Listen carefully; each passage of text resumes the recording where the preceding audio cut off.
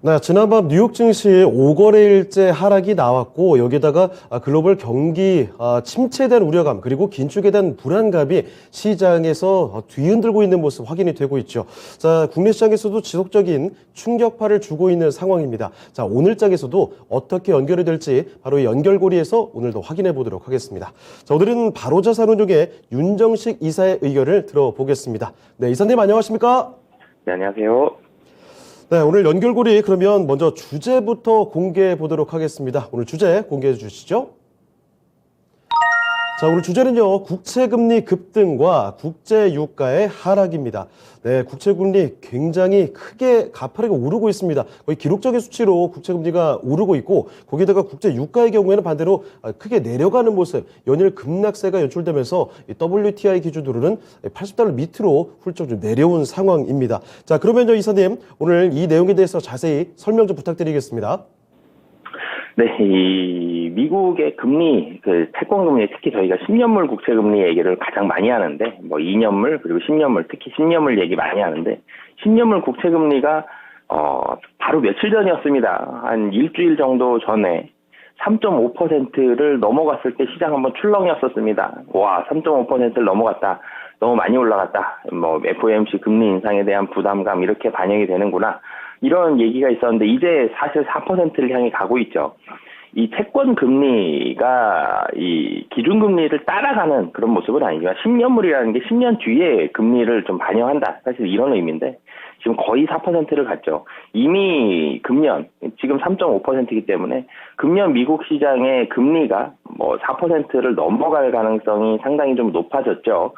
최소가 4%입니다. 그렇기 때문에 채권 금리는 이 4%를 근접하는 수준 정도, 아니면 4%를 조금 넘는 수준 정도까지. 그러니까 최대가 4.4%가 되겠죠. 근데 4.4%보다는 좀 아래쪽으로 해서 하여튼 4% 언저리까지 형성이 돼야 되는 이런 상황이 왔기 때문에 국채금리가 상당히 좀 많이 급등을 하고 있고요. 이 금리가 올라갔다는 얘기는 이 시중 은행들의 금리도 올라가고 채권 금리도 국채 금리뿐만이 아니라 다른 채권 금리도 올라가죠.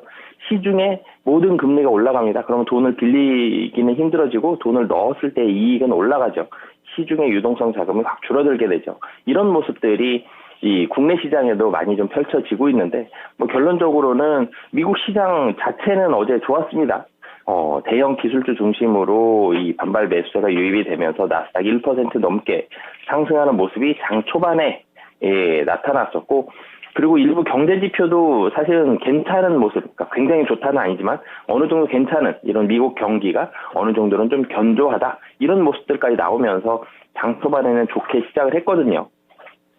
근데 여기서 시장을 좀 강타한 게 영국 국채금리가 45bp 급등했고요. 미국 국채금리도 같이 올라가면서 금리가 상당히 많이 상승했다. 경기 침체 우려감이 1번으로 다가오죠. 인플레이션보다 더 무서운 게 경기 침체인데 이 경기 침체 우려감들이 다가오면서 여기에서 다시 이제 여파가 이어져서 국제 유가까지 이어졌습니다. 국제 유가가 또 하락을 하면서 WTI가 76달러 정도 수준까지 하락을 했거든요.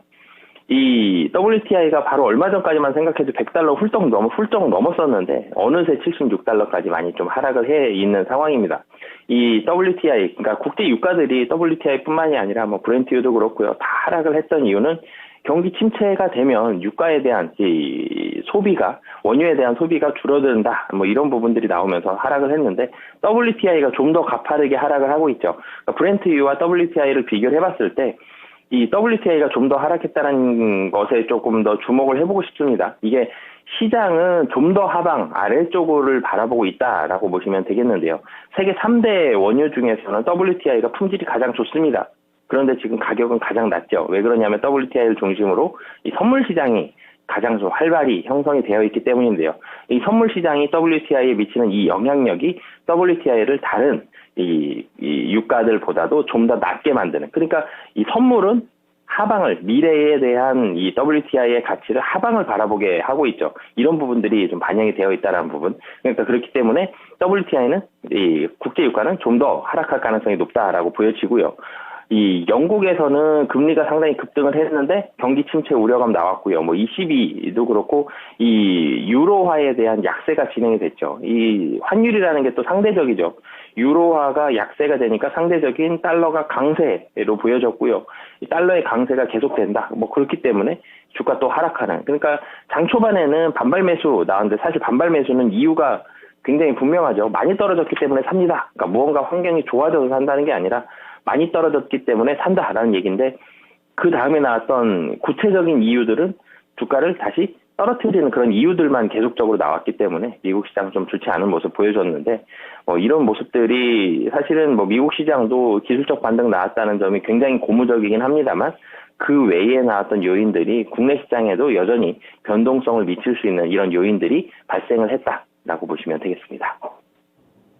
네, 영국의 대규모 감세한 발표 이후에 채권 시장에 쇼크가 왔고 또 영국 시장에 이렇게 국채 금리가 오르게 되니까 미국까지도 국채 금리 큰 폭으로 상승되는 흐름 나타났습니다. 채권 금리가 이렇게 오르면 뭐 시중에 돈은 줄겠죠. 당연히 주식 시장에는 악영향으로 영향이 나타나게 될 텐데 이렇게 영국발 악재에다가 글로벌 경기 침체 우려감도 더해지고 있는 상황 설명을 들어봤습니다. 여기 또 국제 유가도 이 초강달러 국면 속에 하락세가 지속되고 있는데 더 이런 점이 이어질 것이다라는 점도 힌트를 좀 들어봤고요. 자, 그러면 이사님, 이런 점들이 국내 증시에는 어떤 영향을 미치게 될까요? 우선 변동성을 계속적으로 좀 만들 수 있는 그런 요인들이 해결된 게 하나도 없습니다. 다 상존해 있기 때문에 이 주식 시장이 가장 안 좋은 게 불확실성이죠. 이 불확실성이 변동성으로 나타나고 변동성이 심할 땐 대체적으로 시장이 하락하는 경우가 많은데 이 변동성이 여전히 좀 남아있다는 점은 좀 부담스러운 좀 그런 요인이지만 또 좋은 점을 찾아본다라면 반발 매수. 어제도 사실은 국내 증시에 장 후반에 반발 매수가 좀 나왔죠. 한 2시 정도경에서 이 반대 매매, 그러니까 스탁론이 사실 2시경에 좀 많이 나오는데 이 반대 매매가 좀 나온 영향도 있었지만 장 후반에 일부 조금 반발 매수세가 좀 나왔기 때문에 이 부분을 이어가서 국내 증시 같은 경우는 오늘 반발 매수세가 어느 정도는 좀 유입이 될 것으로 보여지고 사실 지금 가격이 굉장히 좀 쌉니다. 그러니까 주가 수준으로 본다라면 뭐 2008년 금융위기 당시 주가 수준보다는 훨씬 높죠. 주가 수준 그때는 뭐 1000포인트 1500도 안 됐었으니까요. 그런데 지금 주가 수준은 2220 정도 있는데 2230포인트가 PBR 0.89배, 2008년 금융위기 당시의 밸류에이션입니다. 사실 PBR 밸류에이션, 지수 밸류에이션 얘기 드릴 때가 가장 많이 떨어졌을 때라서 사실 분위기가 좋았을 때는 별로 없었는데 어쨌든 PBR이 1배도 안 되는 0.89배 수준이다. 굉장히 많이 떨어진 건 좀 맞고요. 삼성전자, SK 하이닉스에 대해서는 굉장히 좀 싸다라는 의견들이 많이 나오고 있죠. 그렇기 때문에 하방에 대해서는 뭐 단기적으로 좀 더 떨어질 수 있지만 좀 탄력적으로 회복할 가능성은 좀 높다라고 보여지고요. 뭐 단기적으로는 미국 시장에서 반발 매수세가 들어왔던 대형주 중심으로는 반발 매수세가 분명히 들어온다라고 말씀을 좀 드리겠고요. 하지만 조금 더 길게 봤을 땐 여전히 변동성에 대한 요인들이 제거가 되지 못했기 때문에 이 불확실성, 악재들 이런 부분들이 제거가 되지 못했기 때문에 뭐 조금 더 길게는 실적 호조주 그리고 이 내수 관련한 종목들이 최근에 좀 분위기가 좀 긍정적인 부분이 많죠. 소비 관련한 종목이라든지 식품 관련한 종목들 이런 부분들이 좀 더 분위기가 좋고 실적 발표가 나올 때까지는 여전히 좀 변동성이 남아있을 가능성이 높다라고 보여집니다. 네, 국내 증시 상당히 좀 많이 주가 수준이 내려가 있습니다. 이에 따라서 단기적으로 또 중기적으로 어떤 영향을 미칠지 풀어봤고요. 일단 뭐 실적 발표 시즌까지는 이 변동성은 좀 당분간 지속될 것이다. 이런 전망도 내려주셨습니다. 자, 그러면요. 종목 중에서는 어떤 종목 쪽으로 초점을 맞춰보면 좋을지 오늘의 종목 공개해 보도록 하겠습니다. 지금 공개해 주시죠. 자, 오늘의 종목은 바로 오리온입니다. 어제에 이어서 또 오늘도 오리온이 꼽히고 있는데요. 자, 그럼 이사님, 오늘 오리온 연결시키는 이유 상세히 좀 설명 부탁드릴게요.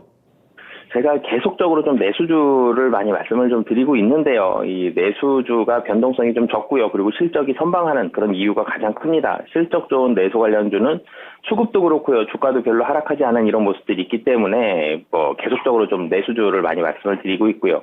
식음료 관련주는 상대적으로 경기 침체, 지금 경기 침체가 어느 정도는 오는데 이게 심하게 오느냐, 좀 덜 오느냐 이런 차이가 있거든요. 그렇기 때문에 경기 침체에 대해서 저희가 굉장히 좀 어려워진다 그래도 초코파이 먹고 싶을 때 못 먹을 정도까지는 아니거든요. 그렇기 때문에 이 식음료 관련한 종목들은 경기 침체에 대한 민감도가 그래도 덜하다라는 부분들, 이런 부분들을 봤을 때 오리온 좀 관심 가지시면 좋을 것 같아서 오늘 좀 선정해보게 됐습니다. 자, 그렇다면 구체적인 종목의 매력 조금 더 추가적인 설명 부탁드리겠습니다. 우선 오리온 주가가 안 빠졌죠. 주가가 최근에 시장 조정이 심했음에도 불구하고 잘 유지하고 있다는 점 첫 번째가 실적이었습니다. 8월 매출과 영업이익 계속적으로 호조세를 보여주고 있습니다. 이런 부분들이 이 오리온의 이 주가를 잘 잡아주는 이 주가를 잘 유지하고 있는 그런 가장 큰 요인이다라고 보시면 되겠고요. 8월뿐만이 아니라 계속적으로 좋은 모습들, 실적 계속 올라가고 있는 이런 모습들이 있기 때문에 매출액과 영업이익 YOY 기준으로 해서도 여전히 좋은 그런 모습들이 나타난다라고 보시면 되겠고요. 그리고 국내 가격은 9년 만에 인상을 했습니다. 해외에서는 지금 사실 중국을 제외하고는 해외에서 다 잘 팔리고 있는데 국내에서 9년 만에 인상을 했다. 이 부분은 가격 인상에 대한 부분들 그동안 사실 잘 버텨왔죠. 인상 안 하고. 근데 이런 부분들 가격 인상을 통해서 영업이익 당연히 좋아진다라고 보시면 되겠고요. 그리고 제가 좀 전에 중국을 제외하고 다 잘 팔린다고 그랬는데 중국이 이 소비가 조금씩 올라가고 있죠. 그리고 특히 하반기로 가면 좀 더 좋아집니다.